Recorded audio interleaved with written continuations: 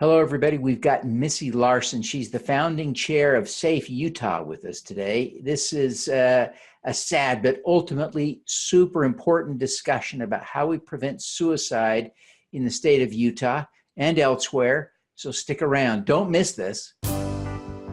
Welcome to Your Mark on the World, bringing you another changemaker with champion of social good, Devin D. Thorpe. This episode is made possible via the support of our sponsors, including Johnson & Johnson's Caring Crowd. Missy, welcome to the show. Thanks, Devin. Thanks for having me.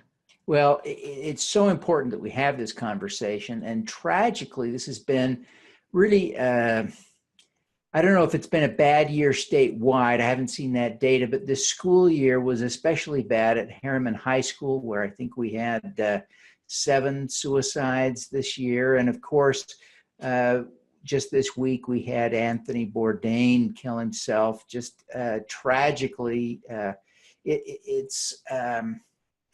really is a scary time. And so this is a super important conversation. What is SafeUT? You know, SafeUT has been developed over the last couple of years through the state of Utah as a statewide tip. We started a few years ago really looking at crisis and prevention and what the true crisis was. Now, at the time, we knew that Utah had a very high suicide rate with teens. And it is the crisis. It is something that we're trying to attack in so many ways. There are many nonprofits out there. There are many groups that are trying to find preventive tools to help people find who they are so that they find some happiness within their lives and don't have this thought of ideation going that direction. The state, though, came together on a crisis point. And really looked at it and said, what do we do? What do we do to solve some of the safety concerns? What do we do to solve some of the crises that are going on? At the time, right when Attorney General Reyes was put into office at the end of 2013, we were looking at the legislative session in 2014. And at the time, there was a great program out of Colorado that was a program where people could call in safety concerns, because as we see Colorado, a lot of the problems that they've had have been safety with Columbine and some of these gun problems that have gone on there. And it just didn't feel like the right program for Utah. So Senator Daniel Thatcher of the state Senate in Utah and I started talking, and we said, what is it that really needs to be done here? And to tell you the truth, in the beginning, we didn't quite know what the end result would look like. We just knew that we needed to do something. So Daniel that year put forward a piece of legislation to just sit around a table and talk. And that was a statewide safety commission. I chaired that as chief of staff for the Utah Attorney General, and he as the senator. And then we had a member of the House and a member from the state health department and state education. And at that time, there was a very close friend of mine, Mary Talboys, who was at the University of Utah Neuropsychiatric Institute. And I went to her and I said, what do we do about this? Is it safety? Is that the concern? And she said, well, first of all, nobody wants to rat on their friends with the AG's office. And I said, exactly. So how do we solve this? How do we get to a space where kids will actually reach out? Because we know we have a high teen suicide rate. Sadly, that's not the only high rate that we have, but we do have a high teen suicide rate. So how do we get kids to talk? How do we get them to reach out? Because they're not talking on phones, and we're giving suicide call centers, but people aren't calling. So we sat around for a year and every, many meetings every month, and we discussed this as a group and said, what is it? And Pam Hayes, who was at the anti-bullying group that the Millers have helped funded, and a number of corporations have got, the Anti-Bullying Coalition, she's using different apps for kindness and Stand for Kind, and said an app is really what we need to do. 90% I think it was 94% of kids are reaching out through app. They're not calling. So that's where we went. And we looked at an app from the very beginning. And an amazing company came in from the beginning and said, we'll help you. When we saw it was successful, we knew it had to have the longevity. So the University of Utah has now rewritten to have it state-owned. So the state of Utah owns the SafeUT app. And what that is, that was a long introduction to get what that is. What that is a smartphone app that you download on to your phone. And at any time, 24 hours a day, 7 days a week, you can reach therapists over this app through the University of Utah Neuropsychiatric Institute. It's an amazing tool. It's for crisis. It's for anybody who needs to reach out. At the time you were working on this, you were the chief of staff to the Attorney General of Utah. Is that right? Yes. And you know, right then, Sean Reyes is a really outstanding man. He's somebody who really wants to solve critical problems. And one of the biggest safety problems we have in the state is those with suicidal ideation. And hopefully we get to them in that phase, because then we can save lives. 90% of those who reach out go on to have great lives. And so if people will just reach out and find that support and find that help, that safety concern can be dealt with. But it's many reasons. I mean, we can talk, you know, on and on and on what different studies have shown, what different people are thinking, what, you know, why it happens. But the fact that the state can help in that crisis point, be that place that people can turn to the same way that you turn to 911 in a physical emergency. Now, amazingly, what has happened through that relationship, and so Sean Reyes's office is continuing to work with this, and they're working with Senator Orrin Hatch to introduce legislation to find a 3-digit support number, very similar to a 911, that people would reach out to for mental health crisis. And that would be available throughout the US, which is an amazing, amazing tool. And that's where we were looking in the beginning. How do you easily find resources people connect to easily to find the support they need in mental health crisis? Yeah, when someone is thinking about hurting themselves, we can't make it too easy to get help. Right? No, it's got to be easy, and it's got to be amazingly what happens, and what we saw time and time again as we unveiled this app was that if people can just be triggered back into a thought process that they can see the help or visualize the help or know how to get it, that saves lives. And so to make it as simple as easy, I mean, as simple as possible, it has to be simple, because our brains aren't working right when we're thinking about this extreme action. And so if our brains are not working with us and wanting to self-preserve, because we have a natural tendency to self-preserve. And so there's something that is just not working in our brains to say, I can find this help. And the easier we make it, if we can trigger somebody to say, oh yeah, there is a number I can call. Oh yes, there is something that I can see. And the SafeUT is a big red app on everybody's phone that they can download, big SafeUT.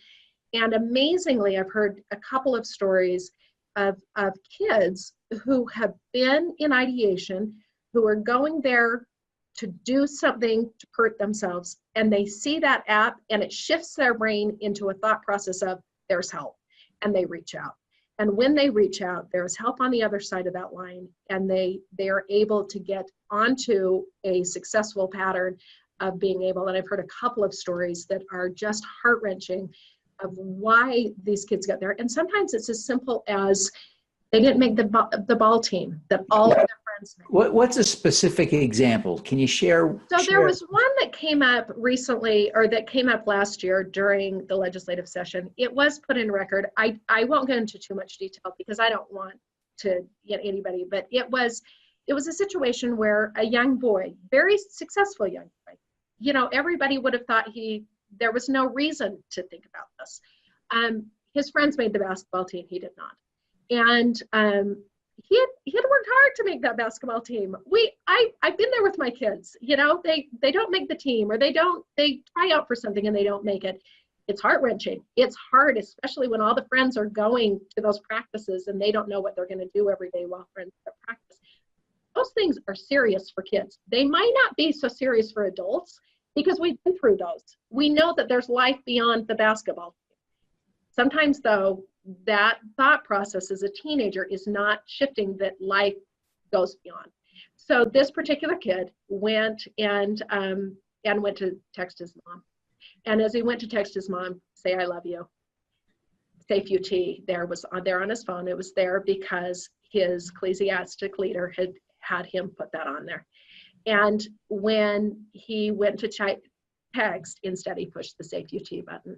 And he was able to get help, and he's doing really well a couple of years later. So it's just that reach out, and it's so critical to have on the phones right there in case of crisis, because we don't know what's going to trigger.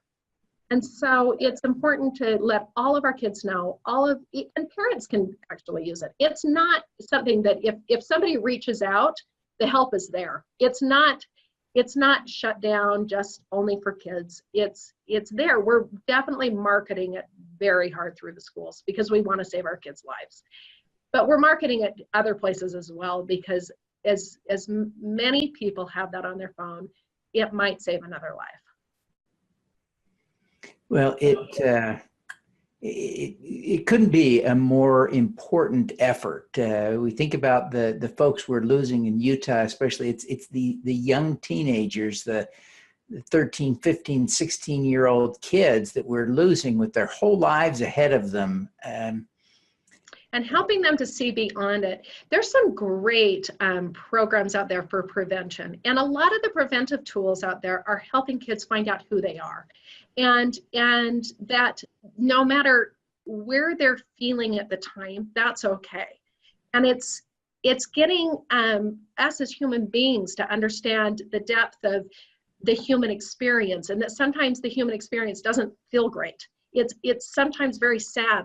It's hard. Sometimes our brains aren't working the way that we need them to work, and that there is help for all of that out there. And if we can see past the pain, the hardness, the darkness that is there, then the sun comes up. We see these patterns every day in our surroundings. And if they can just remember that sun will come up, and sometimes that's what it is, it's that reach out. But there's the Anti-Bullying Coalition that is out there. There's Hope for Utah, the Hope Squads at schools.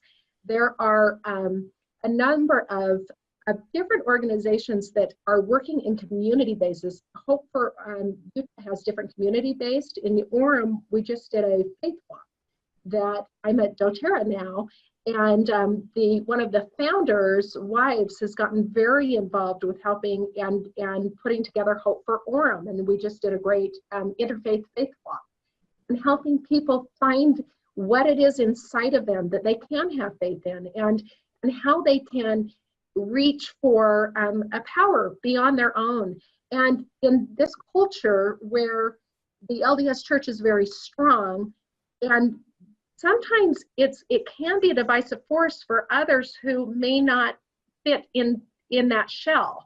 And so there's a lot of religions that are out there. A religion is a great place to look for support, because people are working with their ecclesiastic leaders, especially when school's out. So as much as we can to get the word out, we can get out to congregations, we can get out to everybody out there that the state resources there. It's state-owned, it's not going anywhere. The legislature has been really great. Steve Ellison on the House side, Daniel Thatcher on the Senate side, a number of others have been extremely beneficial in getting the funding needed to make sure that this continues. The University of Utah Neuropsychiatric Institute has the therapists. It's clinicians. It's not volunteers that don't know what they're doing. It is truly clinicians behind there that know how to help people in crisis. So how do people get the app now? They go to the App Store for iTunes, for the Apple, and they go to Google Play on their Android, and that's where they get it? Google and the App Store, and you just look up SafeUT and download it, and you put in a code. When we first used the first one, we were very careful to make sure everything was anonymous. And it truly is very confidential and anonymous. We do ask everybody who signs up now to sign off on if there is an emergency crisis. If somebody is truly in the act of doing something that is hurting themselves or others, that we can track them. We weren't able to do that before, and it was causing some pretty major problems because all of the therapists had to turn into investigators to find out how to save a life. So we are asking anybody who uses it, please sign off. If you are in a crisis, let us find you. If you're reaching out, you want to be found. Let's find you. Let's not make this too hard on the people that are trying to help you. So we have them do that, and then it's a code, and you just go in and use it. You can use it as often as you'd like to, and reach the therapist at University of Utah Neuropsychiatric Institute as often as you need to get the support that you need. I mean, free therapy, how do you say no to that? So what if you are not in Utah? Can you use the app? Okay, amazingly, Stevie Larsen has been awesome on this, and the SafeUT board has been really, really great in getting it out to other states. We did some training. I was at a Chiefs conference for other attorneys general last year and shared it with everybody there and told them that we have built this now as a state app. We're willing to share it. So if there are other states that would like to do another state, and there are a number of states that are working with Utah now to get it and it isn't even a rewrite. It's basically getting the resources going the right direction for their therapists in states so that they can get emergency support if they need it. Because that's the big deal. If there's truly an emergency, they will be able to get out emergency services to do on-site visits if they need to go do somebody, go find somebody and help somebody that's in a home. But today, if a kid in Maine is listening to this and is struggling, we better point them at another resource if they can't. Yes, because we can't get to them if he really needs it. It's there as a baseline. If it's a desperate, uni is not going to say no to anybody who reaches out to them. But if it's somebody in Maine, we're not able to support them through the emergency services. So it's best to reach out through the suicide prevention hotline in Maine, because that connects you with local services. So yes. Okay. Well, Missy, you're a remarkable individual. You've had a truly amazing career. And I wonder if, as you reflect on your career, and you got a lot of career left, but as you reflect on your career, what is the most important lesson you've learned? You know, I've thought about this a lot over the years of how can I be most effective? And really what it comes down to is understanding that I don't have all the answers, and I will never have all of the answers. And so really, truly, the collaboration is the only thing that I can offer people. If I know more about what's going on around me to be able to make the connections for others, I don't like reinventing a wheel. And if I don't have to create something, I don't want to create it. If there's a gap that I can help fill to do something that connects others to the resources out there, that's what I want. I didn't want to figure out how the AG's office while I was there could be the therapist. I went out and found the best therapy around, which was at the University of Utah Neuropsychiatric Institute, and figured out how we can connect them with the need. And so I think more than anything, if we can open our eyes and see what's going on around us and truly be connectors, I think you're great at this, Devin. You're able to see a lot going on, and you're able to say, okay, this person can connect with this person to make it better. And so more than anything, I think I've learned the more we collaborate, the more we talk, the more we look and are able to see what's going on around us, the better we all are. That's terrific. Missy, I wonder why this has been so important to you personally. You've devoted a lot of time and attention to this when you could have said, this is someone else's problem. I don't know what it is about me, but for some reason, every problem's mine. But this particular one, I have had, I think we all have had personal experience with this. Personal experience we don't want. We don't want to lose our friends. We don't want to lose our family members.